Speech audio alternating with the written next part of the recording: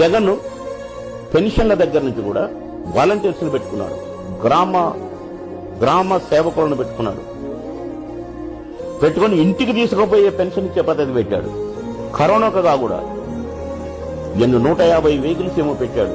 ఊరూరుకు వెహికల్స్ పంపాడు, ఊరూరుకు టెస్ట్ చేశారు. కరోనా టైంలో టెస్ట్ బ్రహ్మాండంగా చేశాడని ప్రధానమంత్రి మెచ్చుకున్నారు.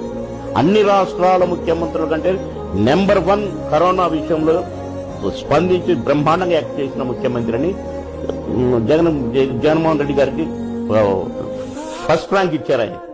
మీరు రిజర్వ్ బ్యాంక్ ఆఫ్ ఇండియా వెబ్సైట్కి వెళ్ళి చూడండి. అసలు ఏ రాష్ట్ర ప్రభుత్వము చేయలేని అప్పులు ఆంధ్రప్రదేశ్ ప్రభుత్వం చేయగలుగుతుంది. మీరు తెలంగాణతో కూడా పోల్చండి. అసలు ఆంధ్రప్రదేశ్ ప్రభుత్వం అప్పులు చేయడానికి ఎలాంటి అడ్డులు లేవు, అడ్డంకులు లేవు, అభ్యంతరాలు లేవు. కారణం మన సంపద సృష్టి ఎక్కడ పోయింది? సంపద సృష్టించినప్పుడు జిఎస్టీ ఉరుకులు పరుగులు తీయాలి. అంటే మొదటిగా చంద్రబాబు నాయుడు చెప్పింది ఏంటి? జగన్కు తనకు తేడా, జగన్ అప్పులు చేసి ఖర్చు పెడతాడు, తాను ఆదాయాన్ని సృష్టించి ఖర్చు పెడతానని చెప్పాడు. ఆంధ్రజ్యోతి కథనం ప్రకారం అది తప్పని తేలిపోయింది. మొదటి 6 నెలల్లోనే 63,000 కోట్ల అప్పు చేశాడు. సో చంద్రబాబు నాయుడు కూడా అప్పు చేసే ఖర్చు పెడుతున్నాడు తప్ప ఆదాయాన్ని సృష్టించలేకపోతున్నాడు. ఏడాదిలో ఎక్స్పెక్టెడ్ రెవెన్యూలో 34% వచ్చింది. ఫైనాన్షియల్ మేనేజ్మెంట్ చేయలేకపోతున్నాడు. రాష్ట్ర ఆర్థిక పరిస్థితిని గాడిన పెట్టింది కూటమి ప్రభుత్వం అని చెప్పింది నిజం కాదని ఆంధ్రజ్యోతి కథనం చెప్తుంది. నాది కాదు మళ్ళీ విశ్లేషణ.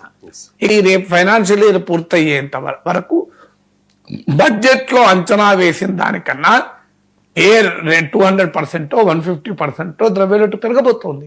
మరి ఇలా రాష్ట్రాన్ని ఏం చేయబోతున్నారు అంటే కేంద్రం నుంచి నిధులు తేవడం లేదు. కేంద్రంలో ఉన్న పలుకుబడి వల్ల నిధులు కాదు వరద, అప్పులు వరద అవుతున్నాయి.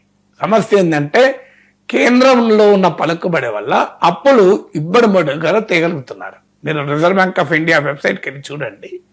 అసలు ఏ రాష్ట్ర ప్రభుత్వము చేయలేని అప్పులు ఆంధ్రప్రదేశ్ ప్రభుత్వం చేయగలుగుతుంది. మీరు తెలంగాణతో కూడా పోల్చండి. అసలు ఆంధ్రప్రదేశ్ ప్రభుత్వం అప్పులు చేయడానికి ఎలాంటి అడ్డులు లేవు, అడ్డంకులు లేవు, అభ్యంతరాలు లేవు. ఆంధ్రజ్యోతి కథనం ఏం చెప్తోంది? డబుల్ ఇంజిన్ సర్కార్ వల్ల కేంద్రం నుంచి నిధులు రావడం లేదు, అప్పులు వస్తున్నాయి. అప్పులు ఇస్తున్నందుకు కేంద్ర ప్రభుత్వాన్ని తెగ పొగిడేస్తున్నాడు చంద్రబాబు నాయుడు ప్రభుత్వం, కూటమి నేతలు.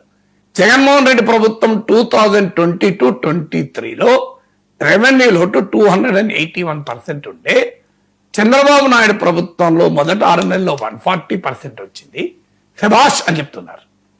కానీ మీకు అర్థం కావాల్సింది ఒకటి, జగన్మోహన్ రెడ్డి ప్రభుత్వంతో పోల్చడమే తప్పు. 2022-23 ఫైనాన్షియల్ ఇయర్ ఎప్పుడు రవిశంకర్ గారు కోవిడ్ తర్వాత అవునా కదా? 21లో కూడా మన సెకండ్ ఫేజ్ కోవిడ్ వచ్చింది భయంకరంగా. మీకు 2020 మార్చిలో కోవిడ్ స్టార్ట్ అయితే 2021 కూడా మనందరికీ కోవిడ్ వచ్చిన సమయమే అది. అంటే కోవిడ్ తర్వాత వెంటనే ఎకానమీ పూర్తి స్థాయిలో రికవరీ ఎప్పుడు కాదు. అంటే early phase of Covid recovery. దాంతో నువ్వు ఎట్లా పోలుస్తావు? బడ్జెట్ లో చెప్పే లెక్కలకు యాక్చువల్ ఫిగర్స్ కు పోలికే లేదు అని చెప్పేస్తున్నారు. అంటే ఎటుపోతోంది? ప్రమాదకరంగా ఆంధ్రప్రదేశ్ ఆర్థిక పరిస్థితి. ఇది ఆంధ్రజ్యోతి హెడ్లైన్. చంద్రబాబు నాయుడు సంపద సృష్టించగలిగే ముఖ్యమంత్రి ఉన్నప్పుడు, మీకు పవన్ కళ్యాణ్ లాంటి సమర్థనైన ఉప ముఖ్యమంత్రి ఉన్నప్పుడు మరి ఎందుకు జరుగుతోంది ఇది? ఇంకా జగన్ గురించి వాళ్ళే మాట్లాడుకుంటూ ఉపయోగం ఏంటి? దీనికి ఆన్సర్ చెప్పాలి.